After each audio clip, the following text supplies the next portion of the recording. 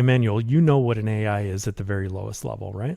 It's a large language model. Well, what is language? Language is words. What's the most powerful thing that we have as human beings? Words. Last time I checked, right? King James Bible, right? In the beginning, there was the word, right? Yeah. Large language model is nothing but a bunch of words. Yeah. It has the ability to compute and process language at light speed. You're talking about human potential and capacity at light speed. If you're not utilizing it, you've already lost. Sure. Figure out how to utilize it well, such that you can compete with the best of them. The Intelligence Forge podcast is sponsored by Permasize AI Forge. The Intelligence Forge podcast is sponsored by Permasize AI Forge. At Permasize AI Forge, we know you're ambitious, but are manual tasks like admin, lead generation, nurturing, and onboarding holding you back from truly scaling your business? Imagine saving dozens of hours every week, freeing you to deepen client relationships and execute high-impact strategy. Our clients aren't just imagining it. They're saving countless hours per week and doubling their revenue within months. We custom-build AI automation systems that eliminate the grind.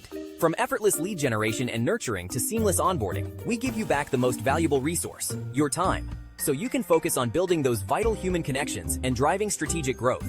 Stop letting repetitive tasks limit your potential.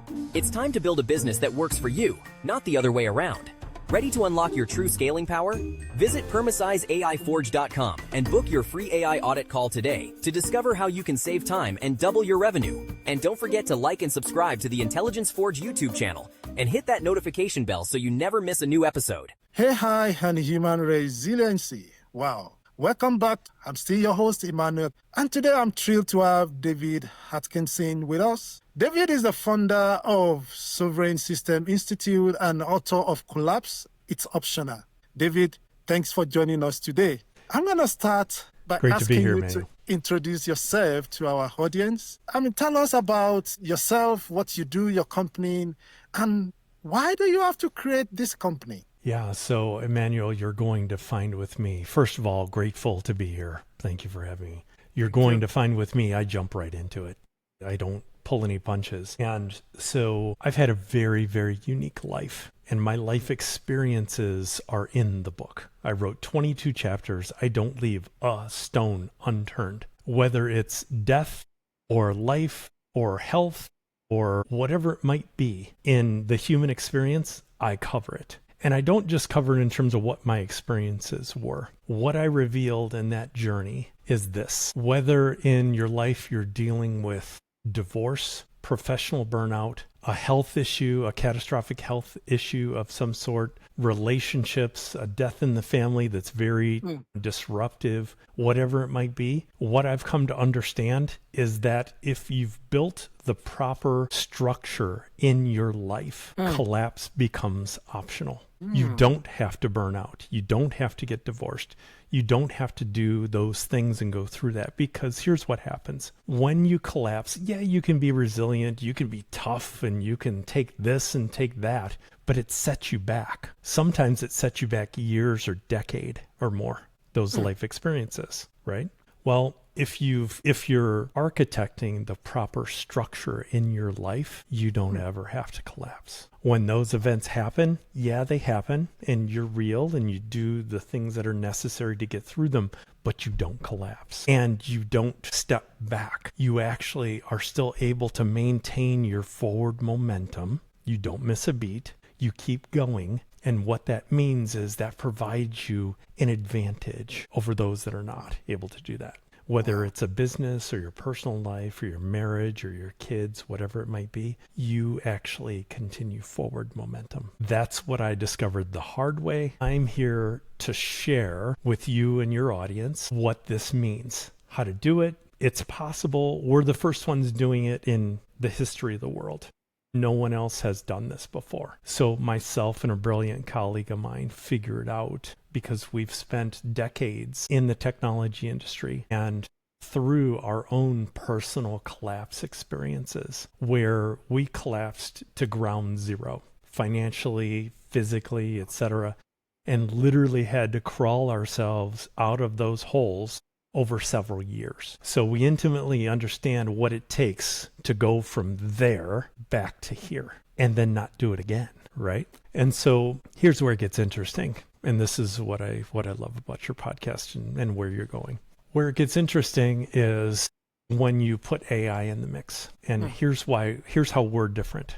There's less than 100 people on the planet doing what we're doing. So let's say 8 billion divided by 100, yeah, it's about 0. So we're it. And here's what we do different. So right now, the vast majority of AI systems and deployment, all of them, right, with the exception of systems like ours, are doing everything possible to automate things and displace human beings. Just displace them. Okay. Well, we got a robot that can do that. We got AI that can do that and perform this agent function and this, that, and the other thing. Great. Right. AI is going to displace, but it's also going to create jobs. And there's kind of this, right? There's this dance that's going on. Yeah. Well, at the Sovran Systems Institute, we look at that the opposite way. So we figured out through our expertise in something called epigenetics, I encourage you to look it up. We figured out through epigenetics and through the use of AI and another operating system that we developed, we figured out how to use AI to bring out the maximum capacity and potential for each individual human being. Every one of us has our own internal esoteric gifts. It's why some children can compose and play Mozart at 5 years old, right? Yeah. It's why certain people have certain gifts. And some are recognized at a very early age. Others come out later in life, but they have gifts. They have unique gifts. Yeah. What we've done is we've created the system that brings those out and maximizes them. So we maximize the human capacity and potential in those gifts so that humanity recognizes that for what it is. And it's not about you being replaced. It's about, this person has this unique gift and ability. To spoil it up. What's that worth?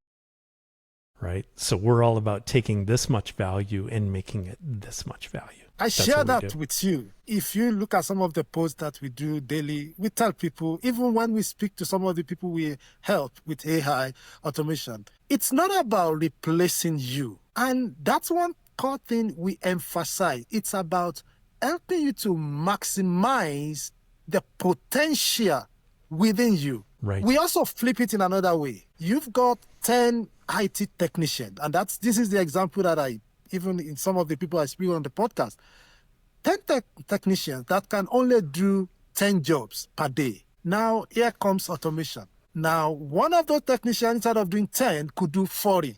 Now, the question is, what do I do with the remaining IT technicians? What you do with them is to get more jobs for them to do, and you make more money. Big revenue coming to them. Then the guy say, absolutely. I didn't look at it that way. I've got 2 people that I want to chop off because of it. I said, no, look for my job, and then you make more money. They are more useful to you. He said, Emmanuel, thank you for opening my eyes. So absolutely. I agree with you. So Emmanuel, let me pull a thread on a word that you just described. We as human beings see nothing but potential around us. Sure. Some of us see potential in abandoned buildings. Some of us see potential in an old car that can be restored, or potential in people, wherever it might be. Here's the fundamental flaw that every one of us as human beings have. We're able to see the potential, but we are unrealistic and not brutally honest with ourselves about the reality of our actual capacity to realize that potential. It's why so many people get over their skis, and they're unable to do that because they're not brutally honest with themselves about their capacity. Each of us has a fixed capacity, and unless we are doing the necessary things, this is what we refer to in our world as sovereign wealth. And sovereign is S-O-V-R-A-N, sovereign wealth. Sovereign wealth in our world is different, what we call different fields. And in those fields, everybody has a certain capacity. Physical capacity, vocational capacity, maybe it's a skill, right? Your job, right? It can be your social capacity, what kind of network connections do you have, et cetera. It can be your capacity of faith, right? How about the environment? Is the environment that you're in, does that have the capacity to support the potential that you're looking to, right? How about your resources? How do you have, you might be flat broke, but you might have some resources, some physical resources at your disposal to turn that potential into something real. What we have done is we've created the world's first, at Sovran Systems Institute, we've created the world's first operating system that quantifies human capacity, literally quantifies it. So now, instead of managing a wealth portfolio in terms of finances, now you're managing your sovereign wealth portfolio and all the different fields in that portfolio, all the different investments in that portfolio. Your health, your job, your this, that, and the other. Everything gets consideration, because if you have blind spots and you're not able to see a particular field, okay. Emmanuel, have you ever played the game Tetris? No. Okay, Tetris. Let me use another analogy. You're familiar with American football. Okay. A championship football team, okay, requires, and we're just going to talk about the 11 players on the field, okay? A championship football team requires that those 11 players are operating as a cohesive, well-orchestrated unit. If one player is out of place, it degrades from the performance of the remainder of the team, okay? Your sovereign wealth portfolio is the same. If there's one field in your life that's out of whack, it affects your entire capacity. Maybe it's your health, maybe it's your environment, maybe it's your relationships, whatever it might be. So what we've done is we've created an operating system that removes those blind spots and shows you where the blind spots are, so that you can make micro adjustments in your life to see them, to where now, okay, now I see that. Now I can actually do something about it. And what that does is that helps bolster or raise your capacity across the board so that you can realize more potential. And what we're seeing is not like X greater realization of potential. We're seeing X and more, because we're using, as you are so fond of, we're using AI to maximize the capacity to potential balance. And create exponentially greater value in your life, not just in your capacity to make money, but I'm recently 56 years old. Everybody looks at me and says, Dave, you don't look 56 years old. I don't feel 56 years old. It's because I've come to realize and understand that the physical field in your sovereign wealth matters. The chronic stress in your job, the chronic stress in relationships, etc., they shorten your life. When you see them clearly for what they are, the chronic stress goes away. And then what happens is your energy, everything else just exponentially explodes. And people notice. Your coworkers, your wife, your children, family, everybody notices. It cannot be hidden. Yes. And then what happens is, when you begin to align yourself the proper way and maximizing your capacity relative to your potential, everybody sees it. Well, I want to work with that guy or that gal. I want to work with them. They got an energy about them, this, that, and the other thing. Well, yeah. The opportunities start showing up. I mean, it's really fascinating, everything you're sharing. But there's something I'm just curious about. At what point in your life did you actually discover all this? Definitely, you must have been wondering about doing some certain things. At what stage you just... Sure. At what stage? It's not as simple as a light switch going on. It does take time. But here's where you and your audience get to benefit from my adversity. All of my experiences are distilled in my book. So you get the cliff notes of all the experiences and all the good that I got to see from those experiences. And I make very distinct recommendations in every chapter of the book. Okay, here's what I experienced. Chapter 2 is about water. Okay, Dave, why is chapter 2 about water? Well, the last time I checked, there's, next to the air that we breathe, There's only the next most important thing is water. If your body is not properly hydrated, you're not going to function properly. And candidly, if you don't have water for a certain amount of time, you're going to die. Truth. So the quality of water, the way that you manage the pH in your body's water, all of it matters. Water is chapter number 2. And they are in order of significance in your life. And I have 22 chapters of distilled experience and information, not about what happened to me purely, but what I did to exponentially improve my sovereign wealth. Here's what I did. Here's tangibly what I did. Yeah, everybody's situation is going to be different, but here's a great place to start. It's, for me, there's nothing hypothetical in my book. It's all, here's what I did. Here was the result. It might be a little bit different for you, but here's a great place to start. Does that make sense? Yeah, it makes sense. It makes sense. Emmanuel, whether it was an entrepreneurial experience, an experience with my health, an experience with relationships, I don't pull any punches. I cover everything you can imagine in your life. Death of a loved one, right? Relationships with your children, being a good mentor, on and on and on, right? So highly encourage you to read the book. And it's a great place to start. So that being said, I got to come back and I must answer your question. Last fall, about a year ago, I attended an event, a prosperity event in the beautiful state of New Hampshire, right? The state where Americans and freedom are highly valued. Okay. Yeah. So beautiful venue. It was the fall, the colors, it was gorgeous. And I attended this event, a prosperity event. There were over 300 people there. Wow. And I had a backstage pass, so I got to meet the organizers and collaborate with them, etc. Fascinating, beautiful people, just solid. Here's what I noticed. There were no youth there. Everybody tended to be 30 and older. There were no youth. And that struck me. Because one thing I'm good at, I'm a complex systems guy. I see things, but I see patterns. And what I notice everywhere is our youth are not in the conversation. I'm a member of the Rotary Club, Rotary International, and the same ratio is in our Rotary Club as was at this event. So I'm seeing this pattern everywhere. Wow. It can be home ownership. It could be other clubs. It can be RV. It can be RVing, camping, right? RV ownership. Okay.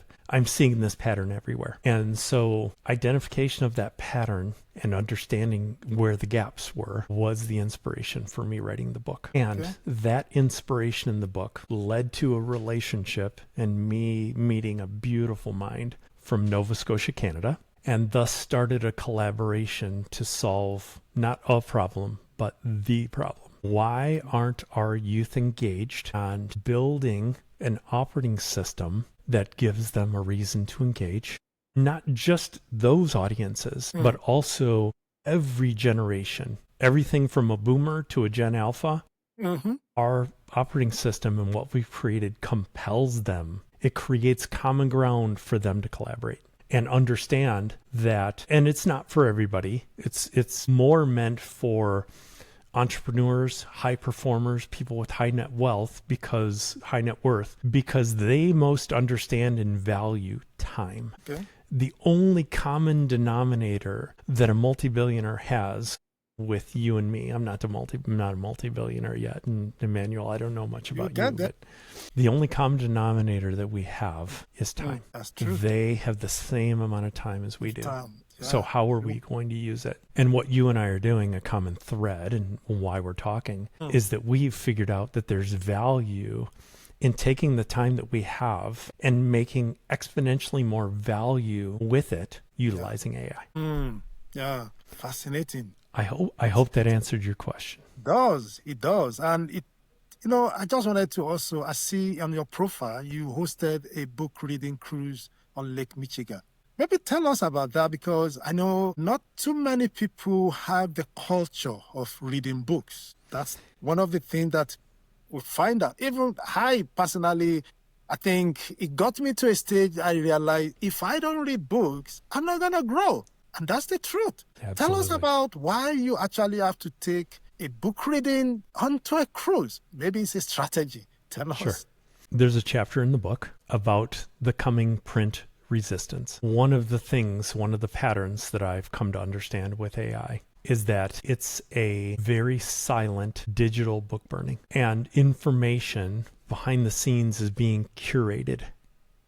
It's being selectively chosen and curated to be presented to us. It's no longer our choice. Printed books in fact, the older the books, the better. Printed books preserve that authenticity, because the number one challenge that we face as human beings and creators, entrepreneurs, whatever you want to call it, the number one challenge that we face is authenticity. And print books offer that authenticity. And the reason I did the cruise is a couple things. First of all, I'm very blessed. I grew up in a family of commercial fishermen. If you're familiar with the show Deadliest Catch, that's me. As a young child, as a greenhorn working on deck, today I'm a master captain. And run the business. My dad passed away many years ago, and I was given the opportunity to continue the business, and I am to this day. So we happen to have a boat in my family that's very authentic. It's very old. It was built in 1937. There's not many left. And so just the boat unto itself has a story and has a level of authenticity, which people are fascinated by. So I took the opportunity when my book was first published to offer my friends, colleagues, and even strangers the opportunity to join me to actually go out on the water on a nice calm day and actually just anchor. And I would read and share with my guests a chapter or two from the book, and we would have a conversation about it. Things that were meaningful to them. Maybe this particular family was dealing with a death in the family and how to deal with legacy and managing this and managing that. Well, then we would talk about that chapter. Or maybe they were having an issue with or a desire to improve their general resiliency, maybe their health or something like that. So we talk about that chapter. So it afforded them an opportunity to be in a venue with a once in a lifetime experience that they would never ever have anywhere else. So first of all, unique venue, the first of its kind book, and just a completely authentic experience, in-person conversation, right? That you don't get any more authentic than that. It's one thing to have a Zoom call. And I mentioned in the book, Emmanuel, this is important. I mentioned in the book that there will be a time in the future where AI can do and represent me in this conversation. It's coming. It's not quite here yet, but it's coming. Oh yeah, where AI can create my gestures, it can create my voice, it can create the background and everything else here, and actually have an iterative, valuable conversation with you. And you would be none the wiser. Heck, I would argue that we're going to have AI to AI, right? It's not far-fetched. So I shared with you the importance of the authenticity. If we make a mistake and we, right, or this, that, right? If we do those things, it's better to leave them in so that it preserves the authenticity of this experience. I think authenticity, I just remember now, if you write an email and then you put it into any AI tool, any LLM, and then you copy it and paste it, if you could maybe think quickly, do you notice something that it's not familiar? I mean, it's not natural that you will see in that email or in that message. One thing is that long dash. The dash, absolutely. Very common. 100%. Very common. And immediately somebody spot that. Yes. They say, no, this was AI. It's AI. Yes. So it's just based on what you're saying that people definitely know that I'm not talking to human. So maybe that's the reason why a lot of people will not reply, because they're like, no, this is not human. The authenticity is very important. I look for patterns, Emmanuel, and that's one of the first that I see. Wow. Okay. Yes. Right. Thrilled that you understand that you have that knowledge. It's meaningful. Yes. Okay. Let's move on. The magic one question is the question everyone gets to answer. No matter how many minutes we spend, that question must be answered. Even if it's just going to be 60 seconds, 30 seconds, just let's go through it. So If you have a magic one today, what is that one AI tool that you will want to see and to solve what problem? And what would be the impact? Great question. Thank you for, this is completely unscripted and everything else. Yeah. You could not have asked a better question at this point. Okay. So for me, Emmanuel, in my collaboration, we have not built we haven't created a wishing resource. We've created actually a wish granting resource. Okay. So it's, yes, waving the magic wand. Think of it more like the lamp, right? With the genie. Yeah, the genie. Okay. All right. Your wish is my command. Your wish is my command. All right. So the one thing that people at any age don't have reliably, some of us do, very, very few of us do. But the one thing, if as myself and Nicole Connors, my brilliant strategist and collaborator at Sovran Systems Institute, the one thing that we did was we committed ourselves to solving that problem, because the most important thing that any human being can have in their life, the most important thing, is having somebody that's going to be brutally honest with them. I mean, Emmanuel, and I'm not going to swear or anything else, but just the mentor and the voice that's going to tell you right to your face, no, don't do that. You know, it's that inner voice, right? Many of us have an inner voice that, you know, I wish I would have listened to my inner voice because I wouldn't have made that mistake, or I did listen to my inner voice and thank God I did, right?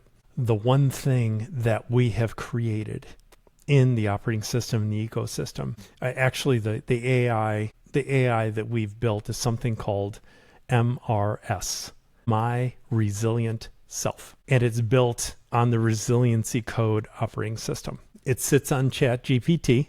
We can work with any GPT, but OpenAI has the greatest maturity, so we started there. And here's what MRS is and what it does. It's your resilient self. It is the bull bleep detector that's going to be brutally honest with you. It's not going to sit there and coach you or covet you or shelter you, or it's just going to be brutally honest with you. Here's what you put in. Here's what I see.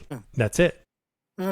So if there's one thing at a young age, and being the age that I am now, if there was one thing that I would encourage every one of your audience to utilize MRS for, it's that brutally honest mentor or resource in your life that is not going to blow smoke up your skirt. It's going to be honest with you. Okay, I've got this going on. What is your lens? What do you see? And it's going to come back. Here's what I see. Oh, I didn't see that. Yeah, let's look at that a little bit more, right?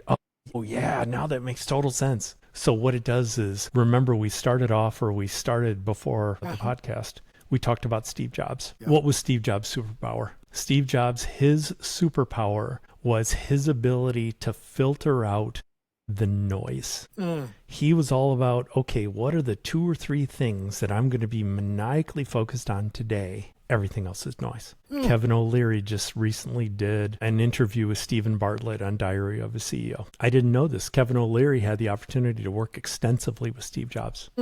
Said Steve Jobs was an absolute jerk. But he was a jerk not because he was an egomaniac or something like that. He was a jerk because he knew exactly what he wanted and his vision, and he did not deviate. Here's what it is. Like it or leave it. Here's what it is. I'm not deviating. I know this is the way this is going to happen. Signal. He held true. So if his vision was his vision, the signal and what he focused on every day was aligned with the vision. Everything else was noise and a distraction and took him away from the execution of his vision. Kevin O'Leary said he was the master. He was all about signal. Filtering out the noise. MRS is the signal meter. MRS shows you the noise and helps you discern the signal. You cut out the noise so that you can focus on what matters in your life. It could be your health. It could be your job. It could be your business. It could be whatever else. That's what MRS does. Wow. That's what we built. Powerful. That's powerful.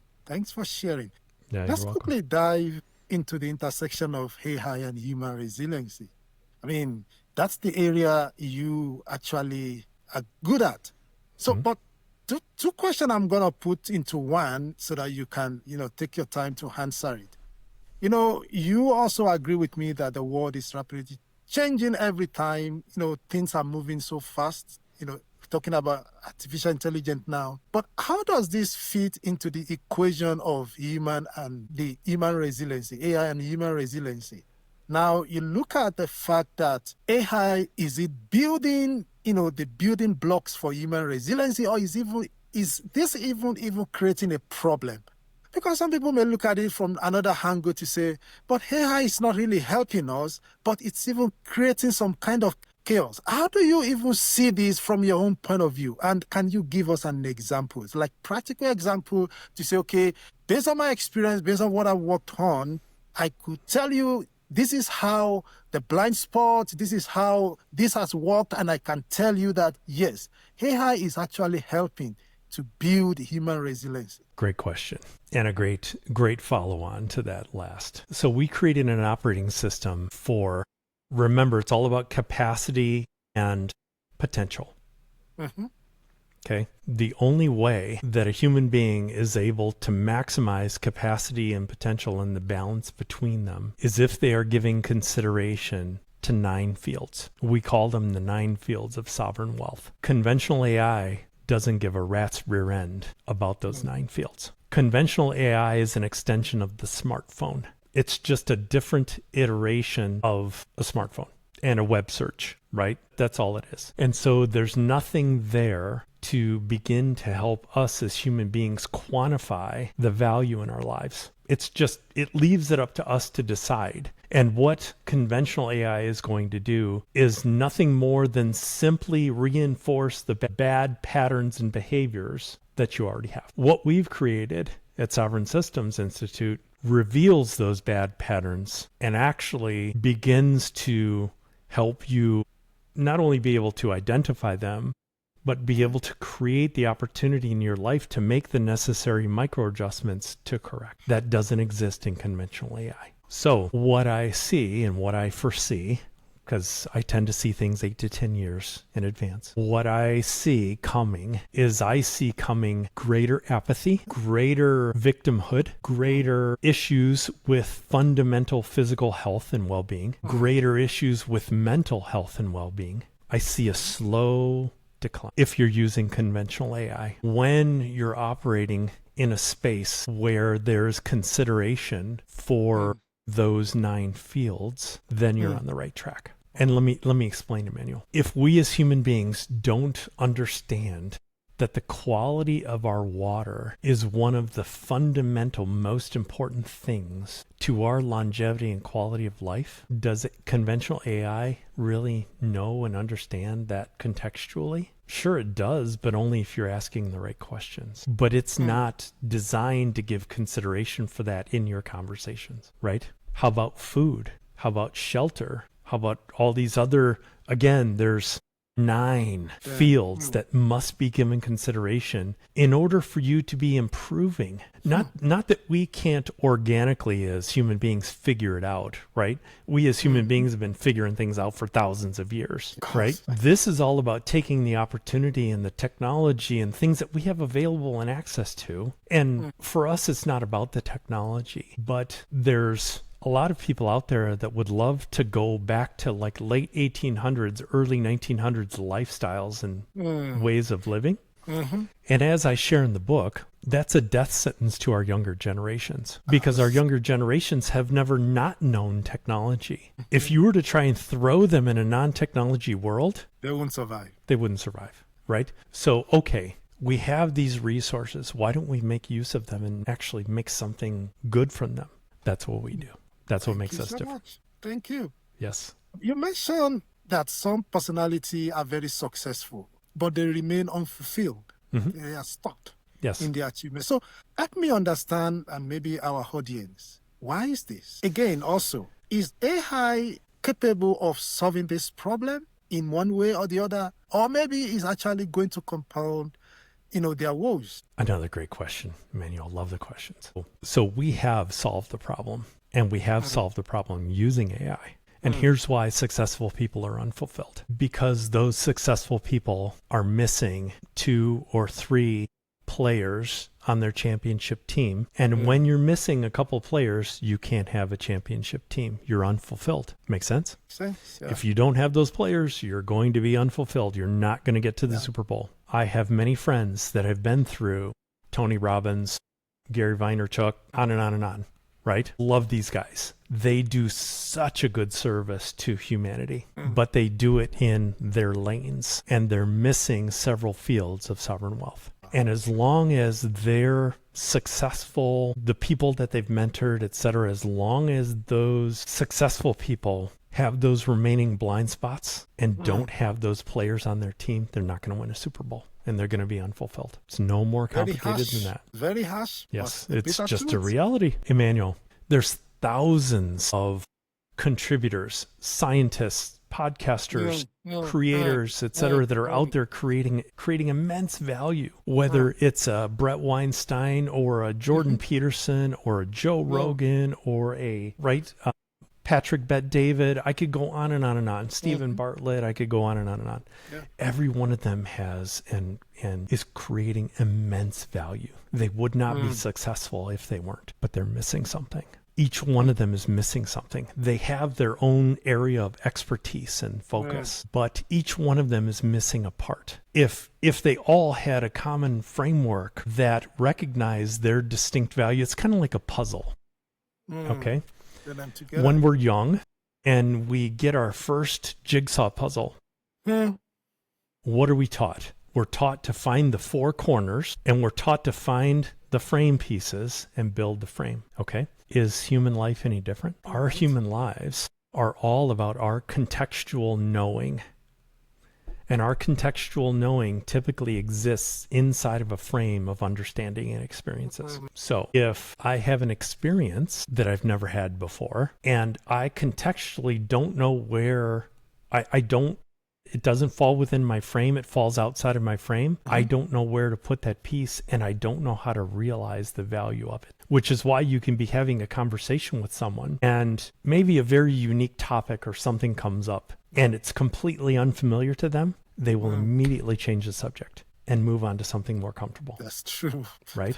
It's because that piece of information was outside of their frame of understanding. My objective in my life is to continually expand my frame. 1,000 pieces, 10,000 pieces, 100,000 pieces, 1,000,000 pieces, so that any little piece of information that I see that's nothing like I've ever experienced before, more times than not, I got a place for it.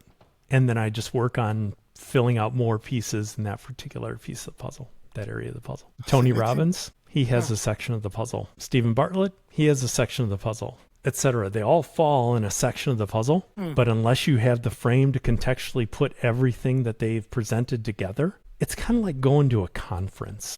Have you ever been to a conference where, it's like an industry conference, and you're at the conference and you've got all these great people that you're meeting and all this cool technology or these cool services and whatever else, and you get all this information and you put it in your bag and you go to all these different speeches and talks and whatever. And 3 days later, the buzz and the feel of it wears off, and you go right back to all your old patterns. Very rarely are we ever able to take those experiences. There are exceptions, but very rarely are we able to take the bulk of that experience and apply it immediately in our life. So it goes bye-bye. Sure. Well, what if you had a resource to take all of that information that you gained, put it into a place to actually utilize it to build your sovereign wealth? That's what we've created. So now you're able to instantly integrate it, distill the value from it. Some of it gets discarded, but some of it gets integrated, and it becomes valuable. So the time was worth it. That's what we do. Thank you so much. I just wanted to find out from you if you have a piece of advice as we wrap up to business leaders listening, watching these later, that maybe they just recognize that they've got some blind spot that is holding them back, especially in their AI-driven world. What would that advice be? Go to SovranSystemsInstitute.com and get engaged with us immediately. As you mentioned, the world is changing so rapidly. If you haven't done things today, you're already far behind. The good news is we can get you caught up. Less than 1% of corporations and businesses out there are utilizing AI to a fraction of its capability. Less than 1%. Think about it. Think about the human being an example of AI and humans' ability to use it. What percentage of our brain do we use in terms of capacity? Probably 1%. 2%. Yeah, low single digits. You've got all this capacity and potential up here, but we don't know how to cultivate it and use it. We've created something that does maximize the potential relative to what your actual capacity is. Some of us have greater capacity mentally and otherwise, and just have different gifts. So business leaders, taking away from this conversation. First of all, personally, and this is important because every business leader is an individual first, right? They may have a I'm sure they have family of some sort, but they're people first. Okay. Yeah. So the first thing that I must convey, and I talk about this more in the book, but the first most important thing that I convey relative to what I'm seeing in the world today, if you're a business leader and you're not taking care of your individual life, right, you're doing yourself a disservice. You're not going to be the best business leader that you can. So that's first and foremost. Secondarily, your wealth and what you're creating as a business leader, what you aspire to create. The rule of thumb is unless you're a multi-billionaire and one of the top billionaires in the world, your legacy is fixed. It will only last 3 generations or less. In other words, your 4th generation will be starting from 0. Your wealth and what you create will not get past that 3rd generation. Just keep that in the back of your mind. The systems that we create go 30 generations. Okay. That's number 1. At the end of the day, we're all people. So we must address that first. Now let's talk about business. The world has a chronic demographic crisis on its hands right now. We are in the midst of it. We are witnessing it. Right now, China's reproduction rate for any population in the world, in order for them to maintain their population, every childbearing woman in that population must have at least 2.1 children to maintain the population. 2.1. Okay. Right now, guess what China's birth rate is? That means 1. They are in demographic freefall. So is Japan. So is Korea. So are others. The United States, we're somewhere around 1.2, 1.3. We've got a demographic crisis emerging. For executives, here's why this matters. The people aren't there. Right now, carpenters in the trades, let's talk about the trades for a moment. Right now, there's 8 carpenters retiring for every 1 replacement. For every 10 CPAs that are retiring, there's 1 replacement. For every doctor that's retiring out of the profession, it's more like 15 or 20 to 1. We have a demographic crisis on our hands. And the number 1 challenge for any executive or business owner is going to be able to find the people to invest in, to mentor, to cultivate, to create a relationship with such that they will stay and grow with you. Unless you are creating an environment that's conducive to their growth and their creation of sovereign wealth, you're going to fail. The numbers are what they are. These are all numbers that you can go out and validate these numbers right now. It's not easy. It's not hard. The numbers are straightforward. So in terms of business owners, executives, entrepreneurs, the number 1 thing is people. Figure out how to cultivate, identify first, and identify the people that are most aligned with your mission and what you're doing. Not in terms of your mission is important, but how about just the chemistry? Championship teams, they don't come because somebody throws money at players. They come because there's chemistry in a certain mixture of players that takes time to cultivate and invest in, etc. Your business is no different. Now, here's one of the fun things, Manuel. Here's where it gets fun. All you entrepreneurs and business owners out there, with the resources that we've created and Emmanuel that you're creating that are complementary and others that are inventing and innovating, it affords a 10-person team the opportunity to compete at scale with the likes of an Apple. Never happened in human history. It's happening right now. I would put an army of 10 armed with what we've created up against any size corporation in the world.